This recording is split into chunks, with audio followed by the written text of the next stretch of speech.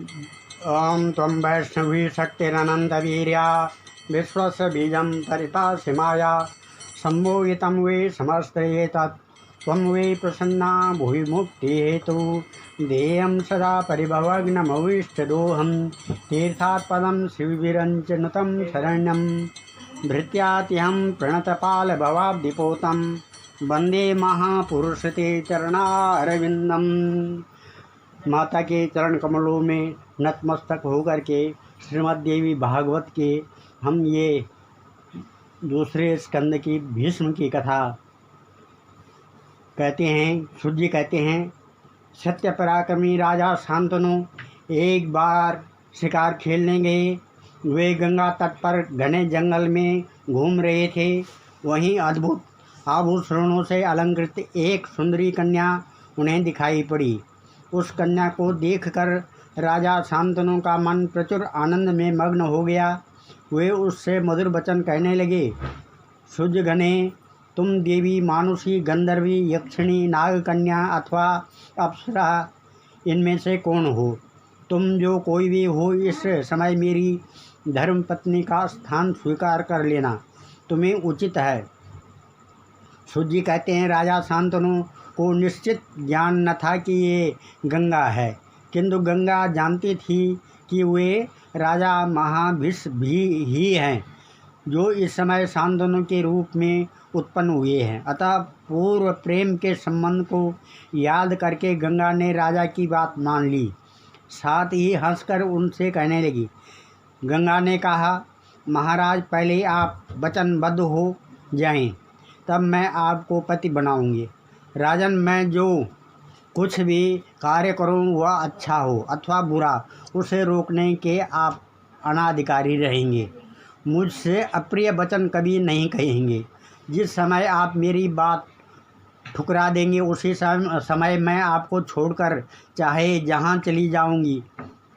वसुगण जन्म लेने की बात गंगा जी से प्रार्थना पूर्वक स्वीकार करा चुके थे तथा महाभीष्म का पूर्व प्रेम भी उन्हें स्मरण था। इन बातों पर विचार करके ही गंगा ने अपना यह कार्यक्रम बना लिया। मुझे सब स्वीकार है। राजा के यूं कहने पर गंगा जी राजा शांतनु की पत्नी बन गई। अनेकों वर्ष व्यतीत हो गए। तदनंतर राजा शांतनु के संयोग से दिव्य लोचना गंगा के गर्भ रह गया। उनसे पुत्र के रूप में वसु की उत्पत्ति हुई। उत्पन्न होते ही उस पुत्र को उन्होंने गंगा के जल में फेंक दिया। दूसरे की भी यही हालत हुई। तीसरा, चौथा, पांचवा, छठवां और सातवां सभी बालक यूं गंगा जी के द्वारा काल के ग्रास बना दिए गए। तब राजा शांतनु को बड़ी चिंता हुई। वे सोचने लगे, किस प्रकार मेरा वंश जगत में स्थिर रह सकेगा। यह स्त्री तो पाप का साकार विग्रह है, तभी तो इसने 7 पुत्र मार डाले। मैं इसे मना करता हूँ तो निश्चय ही यह मुझे छोड़कर चली जाएगी। वंश की रक्षा के लिए यत्न करना मेरे लिए परम कर्तव्य है। तदनंतर गंगा के उदर से 8वां द्यो नामक वसु, जिसने स्त्री के वशीभूत होकर मुनिवर वशिष्ठ जी की नंदनी गो को चुराया था, पुत्र रूप से उत्पन्न हुआ। उसे देखकर राजा शांतनु गंगा के पैरों पर पड़ गए और बोली, तन्वंगी, इस समय तुमसे मेरी यह प्रार्थना है, तुम इस बच्चे का जीवन दान देने की कृपा करो। तुमने मेरे 7 सुंदर पुत्र मार डाले, इस 8वें पुत्र की रक्षा करो। राजा शांतनु के यूं कहने पर गंगा ने राजा से कहा, राजन, इस बालक को जीवित रखने की तो मेरी भी इच्छा है, परंतु आपने जो प्रण किया था वह टूट गया, अतः मैं यहाँ रह नहीं सकूँगी। आप निश्चय जान ले, मैं गंगा हूँ, देवताओं का कार्य संपन्न करने के लिए यहाँ आई थी। राजन, मैं इसे तुम्हें दे देती हूँ। आप अपने इस पुत्र को स्वीकार कर लें। महाभाग गांगेय नाम से विख्यात यह बालक सबसे अधिक बलवान होगा। आज तो मैं इसे वहीं ले जाती हूँ जहाँ मैंने आपको पति बनाया था। पालन पोषण करने पर जब यह बड़ा हो जाएगा तब लौटा दूंगी। इस प्रकार कहकर तथा बच्चे को साथ लेकर गंगा अंतर्ध्यान हो गई। राजा शांतनु अपने भवन में पड़े रहे, उनके दुख का कोई पार न था। इसके बाद राजा शांतनु एक बार शिकार खेलने गए। वे धीरे धीरे गंगा के तट पर पहुंच गए। वहां उन्हें एक कुमार दिखाई पड़ा जो गंगा के संबंध में अधिक जानकारी और माँ गंगा के तट पर खेलने में लग गया था। वह बालक विशाल धनुष पर बाण चढ़ाकर उन्हें छोड़ता जाता था, यही उसकी क्रीड़ा थी। तब गंगा जी उसी रूप से वहाँ प्रकट हुई जैसा सुंदर रूप से वहाँ वे पहले दिखा चुकी थी। गंगा बोली, राजेंद्र, यह तुम्हारा पुत्र है, मैंने इसकी रक्षा अब तक की। यह 8वां बसु है, मैं अब इसे तुम्हारे हाथ सौंपती हूँ। इस प्रकार कहकर गंगा ने वह बालक राजा शांतनु को सौंप दिया और वे स्वयं अंतर्ध्यान होगी। हस्तिनापुर पहुंचने पर महाराज शांतनु ने बड़े समारोह के साथ उत्सव मनाया। सूत जी कहते हैं, मुनियों, भीष्म जी के जन्म पर गंगा की उत्पत्ति में जो कुछ कारण थे वे मैंने तुम्हें सभी बता दिए। अब कौरव और पांडवों की जन्म की कथा कहते हैं। ऋषिगण बोले, सूत जी, व्यास माता सत्यवती को राजा शांतनु ने कैसे प्राप्त किया? सूत जी कहते हैं, राजर्षि शांतनु सदा शिकार खेलने के लिए उत्सुक रहते थे।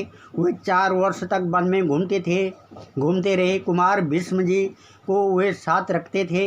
एक समय की बात है, मृगया करते हुए वे किसी ऐसे जंगल में पहुंच गए जहां उन्हें अज्ञात उत्तम गंध आने लगी। गंध के लोभ से उनका मन मुग्ध हो गया था, अतः जिधर से वह हवा आ रही थी वे उधर ही बढ़ने लगे। आगे जाने पर यमुना के तट पर उन्हें एक सुंदर स्त्री दिखाई पड़ी। सर्वांग सुंदरी को देखकर राजा शांतनु आश्चर्य में पड़ गए। इसी के शरीर से सुगंध निकल रही है, इस बात का निश्चय हो गया। तट पर बैठी हुई निषाद पुत्री से वे पूछने लगे, प्रिय, तुम कौन हो? तुम्हारे पिता कौन हैं? उस युवती ने हंसकर महाराज से कहा, राजन, मैं दास राज की पुत्री हूँ, पिता की आज्ञानुसार यहाँ बैठी हूँ। महाराज, मैं इस जल में नाव चलाती हूँ, मेरे कुल का यही धार्मिक कार्य है। शांतनु ने उस कन्या से कहा, मैं कुरु के वंश का एक प्रसिद्ध राजा हूँ। मृगनयनी, मेरे घर दूसरी कोई स्त्री नहीं है। तुम मेरी धर्म पत्नी के स्थान को सुशोभित करो। मेरी पत्नी मुझे छोड़कर चली गई, तब से मैंने दूसरी किसी को पत्नी नहीं बनाया। दास कन्या सत्यवती शांतनु से कहने लगी, राजन, मैं स्वतंत्र नहीं हूँ, मेरे पिताजी आपकी कामना पूर्ण करेंगे, अतः आप उन्हीं से मिलकर मेरे लिए प्रार्थना कीजिए।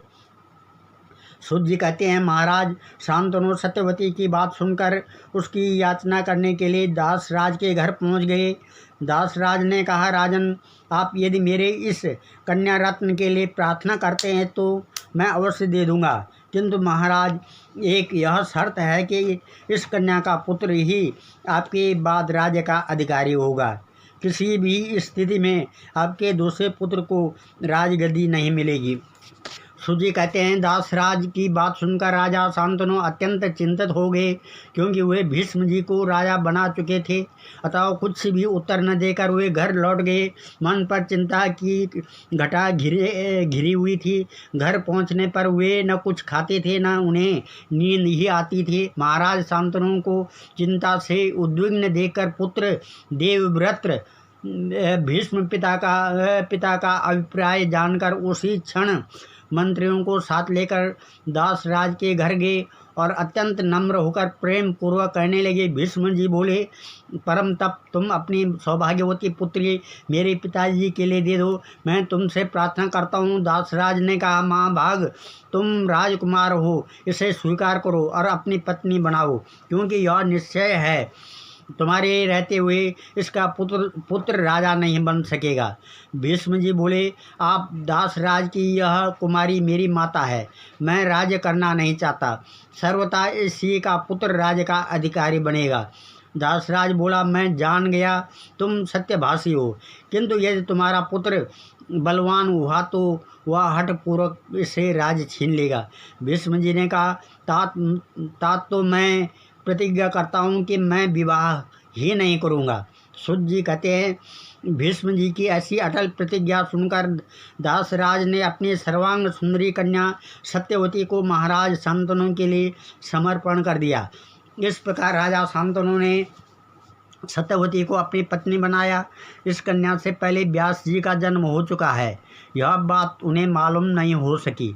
सत्यवती के 2 पुत्र हुए और समयानुसार मर भी गए। फिर व्यास जी के द्वारा विचित्र वीर्य के क्षेत्र में धृतराष्ट्र का जन्म हुआ, जो नेत्रहीन था। मुनि को देकर उस स्त्री ने आंखें बंद कर ली थी।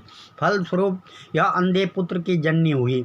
दूसरी भी स्त्री ने व्यास जी को देकर सर्वांग में सफ़ेद चंदन लगा दिया, अतः उसका पुत्र पांडु रोग से ग्रस्त हुआ।